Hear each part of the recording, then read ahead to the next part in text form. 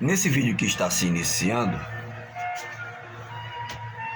nós vamos abordar de forma específica, objetiva, um assunto que foi tratado no vídeo anterior, capítulo 35 do Gênesis, mas que ficou em aberto, ficou uma interrogação e uma exclamação, que é aquele acontecimento que está relatado no versículo 21 e 22. Está no vídeo aí, que fala o quê? Diz o quê? Diz que Israel partiu novamente e armou acampamento adiante da torre de Eder, um local onde as pessoas acampavam e ficavam lá um período. Nesse período, nessa época em que Israel vivia naquele lugar, então ele passou um tempo. Rúben é de dar dó. Rúben, o primeiro filho de Israel, de Jacó, o que teria tudo do bom e do melhor para si.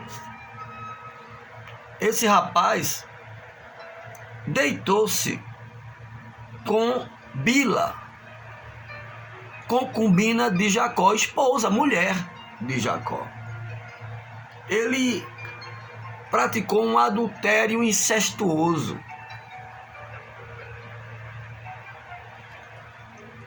E Israel ficou sabendo disso. Ponto. Então foi isso aí que ficou vagueando na minha cabeça mesmo. Puxa vida, um acontecimento desse.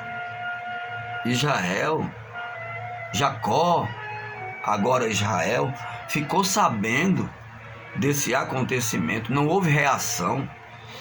É porque anteriormente, quando Noé ficou sabendo que Cão tinha feito o que fez, foi lançada uma palavra dura contra Cão, que até hoje os cananitas, que são os mundanos, os espíritos cananitas, eu estou falando até hoje, século 21, tem pessoas na terra que tem o espírito semita de Sem, tem pessoas sem Cã, Jafé, tem pessoas na terra que carregam o espírito de Jafé, os jafetitas, e há uma multidão de gente que carrega o espírito de Cã, Canaã, cananitas. Não tem como distinguir, é interiormente, é uma natureza. Não tem como dizer aquele é esse e aquele é esse, mas tem. E quanto a isso aqui, esse ato de Rúben, Jacó, Israel, ficou sabendo disso, ponto. Aí eu comentei, né? Vamos continuar lendo e no decorrer da leitura nós vamos descobrir, se eu descobrir, mas só que eu não aguentei no decorrer da leitura. Ontem mesmo eu fiquei ali sentado à mesa e fiquei lendo aqui o rodapé, a concordância e tal, e finalmente achei aqui uma nota na própria Bíblia, na mesma Bíblia que eu uso para fazer esses estudos, um comentário, uma folha de observação, além do que eu li no rodapé da Bíblia, na concordância. E diz o seguinte assim, nessa folha da Bíblia diz assim: águas turbulentas. Aí tem aqui um destaque que diz assim: alguém que você deveria conhecer, Rúben. Aí diz: em muitos aspectos, Rúben parecia ser o filho primogênito ideal, forte, leal, atencioso e líder nato, porque Ele foi o primeiro, ele era líder. Ele já carregava esse espírito de liderança. Contudo, sua falha em uma área da vida, os desejos sexuais, lhe custou a posição elevada que, por direito, pertencia a ele. Então, meu jovem, minha jovem, você é puro, você é pura, não é nenhuma vergonha. O sistema, o mundo, a sociedade procura causar vergonha. Ah, não ficou não, não ficasse não, não sabe que espírito é esse? Vagabundo esse espírito de ficar. Que nojeira esse espírito contra Deus, contra a palavra de Deus, contra a pureza do corpo humano. Não sabe, não conhece a semente da serpente, a mensagem do reverendo William Branham, do profeta de Deus. Não sabe o que é o sexo. Para banalizar e achar que, fiquei com 3, fiquei com 4, peguei não sei quem, saí não sei com quem.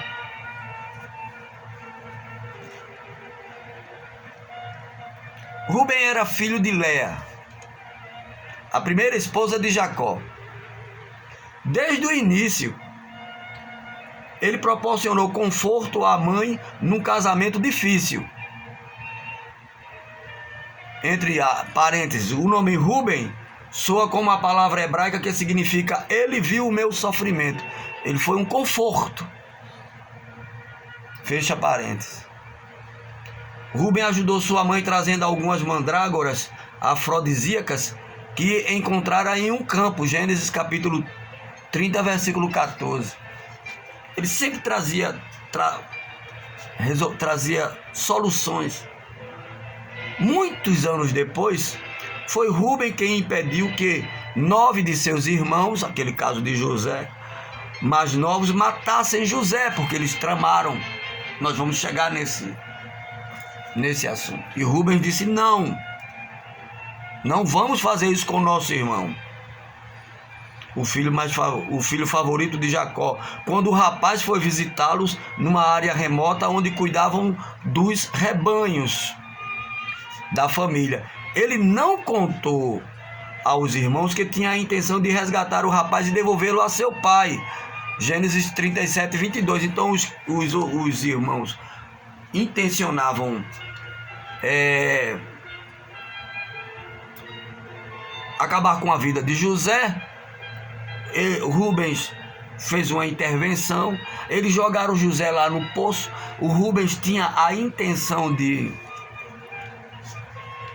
retirar José daquele poço, mas infelizmente saiu de cena e descobriu logo após sua volta que os irmãos haviam vendido José para um grupo itinerante de mercadores de escravos. O jovem não está lá, lamentou ele. Para onde irei agora? Ele era um cara preocupado, ele tinha consciência, ele apenas tinha um grande problema, que era os seus impulsos sexuais. Então, aquilo que a gente tem mais fraqueza, deficiência, é aquilo que nós temos que mais vigiar. Devemos mais vigiar.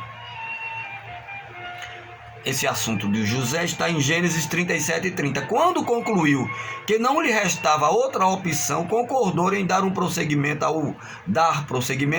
ao plano de seus irmãos para dar a impressão de que José fora morto por um animal selvagem. Essa foi a história que contou a Jacó, ao pai inconsolável. Jacó certamente culpou Rubem. Ele era o cabeça daquele grupo. Ele era o líder daquele grupo. Líder nato. Foi lido aqui anteriormente, no começo. Jacó certamente culpou Rubem, o filho mais velho, pela perda de José. É provável que tenha achado mais difícil culpá-lo depois do que fizera anos antes. Gênesis relata de maneira contundente: Rúben deitou-se com Bila, concubina de seu pai, e Israel ficou sabendo disso. Eu li aqui, Gênesis 35, 22. Embora Jacó nunca tenha punido Rúben fortemente por sua relação ilícita, tampouco se esqueceu. Então não adianta, muito embora, vamos pro motel, meu amor, bora pro motel, você é tão cheirosinha, tão saborosinha, eu tô tão apaixonada por aquele rapaz, eu morro de amores, eu vou me entregar, vai pro motel, ou em casa, ou em qualquer buraco que seja, muito embora se resolva aquilo ali, o rapaz assuma e case, os pais se resolvam, aquilo fica como um peso. E lhe digo mais, interrompe as bênçãos que haveriam de vir naquele casamento. A vida a dois ficará mais difícil.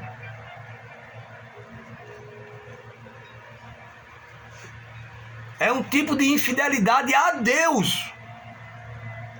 Mesmo que tenha sido entre um casal apaixonado que futuramente venha a ser marido e mulher.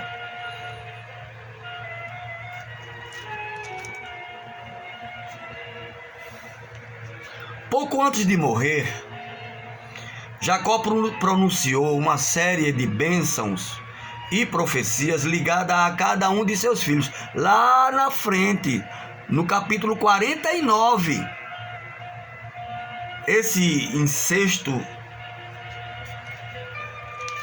adultério incestuoso, aconteceu no capítulo 35. 35, 36, 37, quase 10, mais de 10 capítulos para frente, no 49. Uma data que eu não sei como, eu teria que pesquisar aqui para ver quanto tempo isso durou. Ficou lá no subconsciente de Jacó, de Israel. E José e o Rubens fez uma série de boas ações.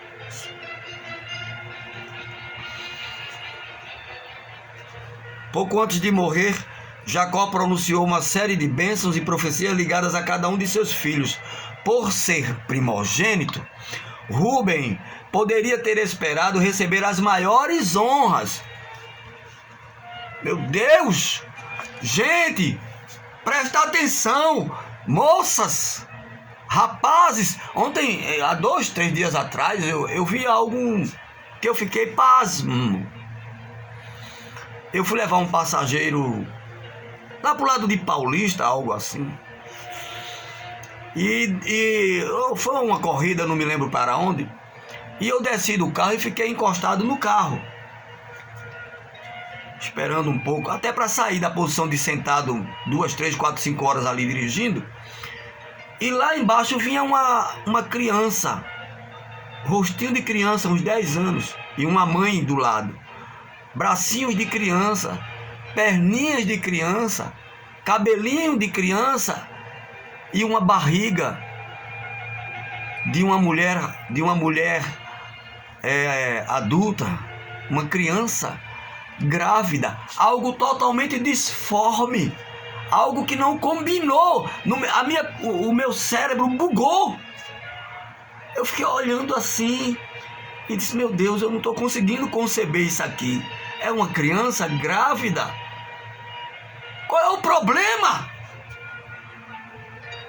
O que vai acontecer com aquela menina e com aquele bebê? E eu acompanhei ela com o olhar, ela passou por mim, bem pertinho de mim, na minha frente. Coisinha mais linda, uma criança moreninha, lindinha, grávida. Por quê? O que é que está acontecendo com as famílias? Essa deliberação do sexo atrapalha, interrompe as bênçãos. Como vai ser aquilo ali? Vai nascer, porque tem que nascer, é um acontecimento. Então o Rubens, por ser primogênito, poderia ter esperado receber as maiores honras, mas ouça as palavras de Jacó, guiadas pelo próprio Espírito de Deus. Está em Gênesis capítulo 49, versículos 3 e 4. Diz o seguinte: Rubens, você é meu primogênito, superior em honra, era o que você teria que receber, superior em poder, naturalmente, líder nato, turbulento como as águas. O que é? Águas turbulentas, barrentas. Turbulentos como as águas, já não será superior. Meu Deus, porque você subiu à cama de seu pai, ao meu leito, e o desonrou. Entende, gente? Isso não acabou. Como é que se pode dizer? Essa condição para a bênção não cessou, muito embora toda a sociedade, o Brasil, Estados Unidos, Alemanha, Japão, as meninas lá ficam deitando, casando e dando-se em casamento. Casando! Não cessou, por isso que o mundo está na situação que está, violento, turbulento. E se você for para Primeiras Crônicas, depois, muito tempo depois, Primeiras Crônicas, capítulo 5, versículos 1 e 2, na genealogia de Rubens, os filhos de Rubens são impedidos de serem abençoados. Por conta desse ato, tá aqui, ó, Primeiras Crônicas, capítulo 5, versículo 1 e 2. Rubem, eu vou picotar aqui, não vou dizer o versículo todo. Rubem, o filho mais velho de Israel, mas por ter desonrado o leito de seu pai, seus direitos de filho mais velho foram dados aos filhos de José. Não passam nem, não veio para ele e sequer passou para os filhos dele. Foram dados aos filhos de José. E ainda mais, se você for aqui para 1 aos Coríntios, capítulo 5, veja como isso perdurou e como hoje, o que se tem de adultérios, de incestos, de luxúrias no meio cristão. É porque é muito fácil acusar a prostituta lá na encruzilhada, xingar o homossexual, o cara que tá lá, o trans, sei lá. É uma maravilha xingar, esculhambar, falar que vai pro inferno. E o pastor adúltero vai para onde? Vai pro céu? E o diácono adúltero tá lá na igreja, dentro da igreja, porque tá na igreja, é santo. De modo geral, os primogênitos de Gênesis não se saíram muito bem. Caim matou Abel, seu irmão. Ismael perdeu o papel de liderança na família para Isaac, seu irmão mais novo. Esaú vendeu sua primogenitura para Jacó, o gêmeo mais novo. E Rubem perdeu seu lugar como líder do clã para ajudar seu irmão, que recebeu uma profecia notável em relação a um descendente distante. Aí entra Cristo, aí entra o perfeito. Eu escutei um comentário recentemente aqui na internet falando sobre isso. Um líder do Brasil, uma pessoa ilustre, dizendo: todos os homens de Deus fizeram besteira. Ele dizendo isso, se utilizando disso para justificar a possibilidade das pessoas viverem erradas, procurarem o paganismo. Eu digo, coitado, meu Deus. Todo homem pecaria mesmo. Qualquer homem, Moisés, Davi, Sansão, e quanto mais o povo pagão que não tem religião. Qualquer um. Agora, Cristo, vai lá, procura Cristo. Ele disse todo homem que serviu a Deus, vai lá, catuca, cavuca, pesquisa a vida de Cristo. Para encontrar, para você ou qualquer um encontrar qualquer erro. Se você for lá e pesquisar a minha vida, vai encontrar podridão, erro. Se for na vida da minha mulher, vai encontrar erro. Se for na vida dos meus filhos, na vida de qualquer ser humano da face da terra, pode ser o maior pastor, o maior bispo, o maior pregador, tem erro. Mas na vida do Senhor Jesus Cristo, não. Então não justifica esse comentário que eu ouvi na internet. Eu nem dei bola. Eu não dou bola para comentários chulas, bobos na internet acerca da religião. Política eu nem dou. Política eu nem gasto mais meu tempo. Milhares de anos depois, o apóstolo Paulo escreveu: fujam da imoralidade sexual. Todos os outros pecados que alguém comete fora do corpo, os comete. Mas quem peca sexualmente, peca contra o seu próprio corpo. 1 Coríntios capítulo 6, 18. E às vezes, um pecado assim custa muito caro. Então eu espero ter conseguido aqui trazer essa ilustração sobre o que esse Rubens perdeu.